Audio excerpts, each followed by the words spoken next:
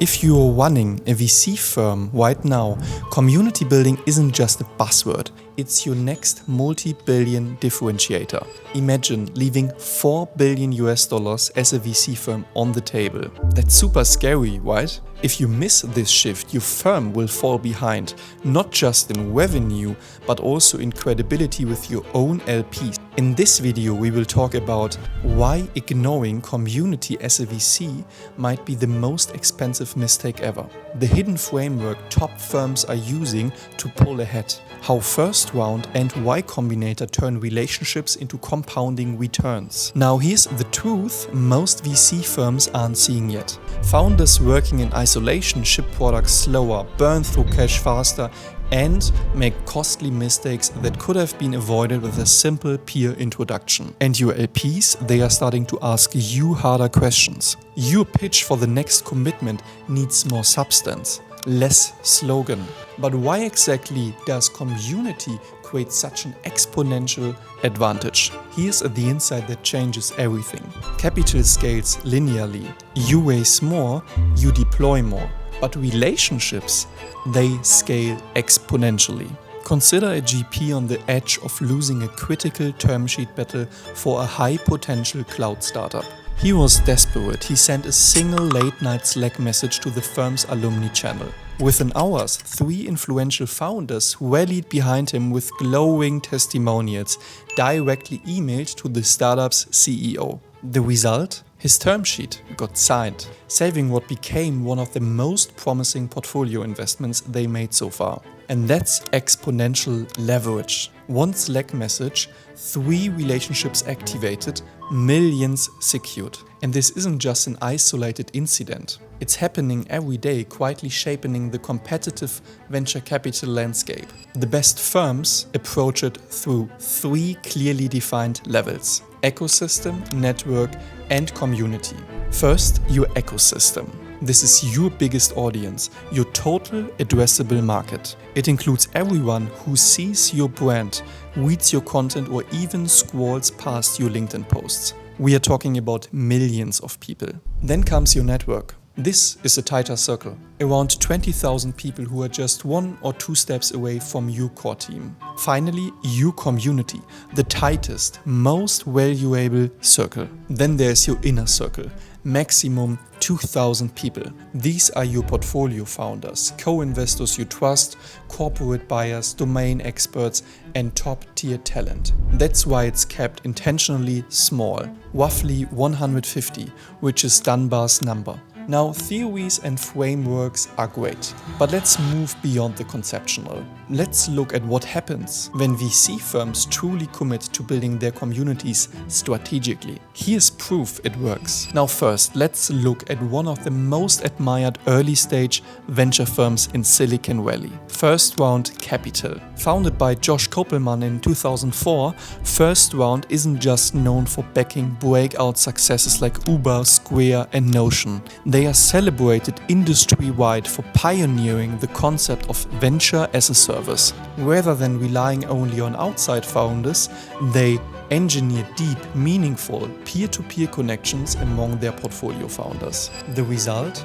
The founders don't just casually like this approach, they actively endorse it. Specifically, First Round's founder Net Promoter Score, the gold standard metric for customer enthusiasm and advocacy, is a remarkable 3.7 times higher than the VC industry average. That's not just a minor advantage, it's a defining competitive edge. Or take Y Combinator's Bookface, their internal alumni network. It systematically turns past YC graduates into the first paying customers for each new batch of companies. On average, startups emerging from YC gain their first 10 paying clients directly from the YC alumni network. And this dramatically slashes early-stage customer acquisition costs almost to zero. Imagine the advantage of launching your new product into an instant trusted buyer community. So let's dive into exactly how the most successful firms structure their community playbook, step by step.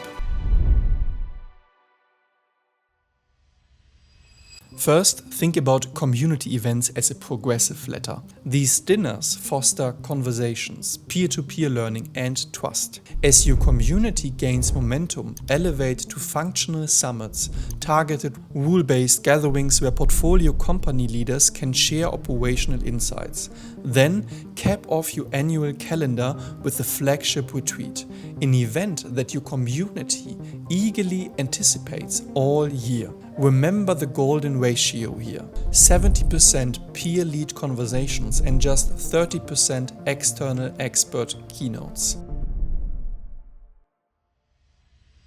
Now let's turn to content, your editorial engine. Consider hiring an ex-journalist or a seasoned editor, someone who can distill the operational insights from your portfolio company into valuable articles. Aim for the depth and quality you see in first round review, publishing at least one insight-packed piece every 2 weeks. Over time, this creates a powerful inbound funnel that fuels your network and deepens your community relationships. If you are now thinking we don't have the resources to build our own custom platform, whichever you choose, measure your digital community engagement using the same metrics that Union Square Ventures swears by. What they call the 3 V's: value, volume, velocity of interactions. Track these carefully and refine your approach quarterly to make sure your community stays dynamic and valuable.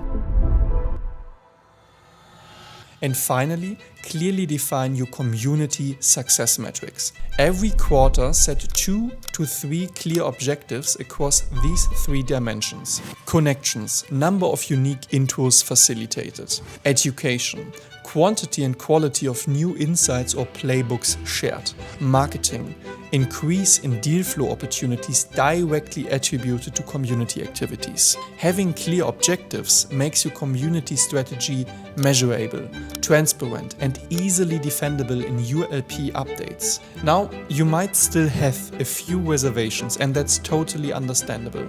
Let's quickly tackle the 3 most common myths we hear about investing in community building. Objection 1. It's expensive. Community doesn't have to break the bank.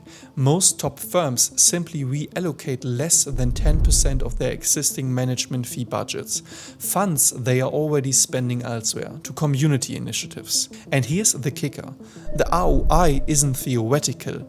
It shows up concretely in faster follow-on investments, improved LP stickiness, and accelerated diligence cycles. Option 2. It's hard to measure. You might think community success feels intangible. Leading indicators like founder net promoter scores, frequency of cross introductions, or digital engagement rates give you immediate feedback. Option 3. We are too small. Lastly, if you're thinking we are just a small fund, this isn't realistic for us, then think again.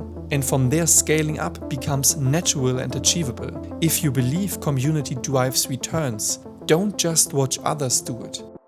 We work with funds to build tight high-signal networks that speed up diligence and surface off-market deals. We'll send you a curated batch. If you are an investor and you want warm pre-screened deal flow from trusted circles, fill out the form and we will send you a curated batch. Thank you for watching this video. Feel free to like and follow, and really looking forward for the next one.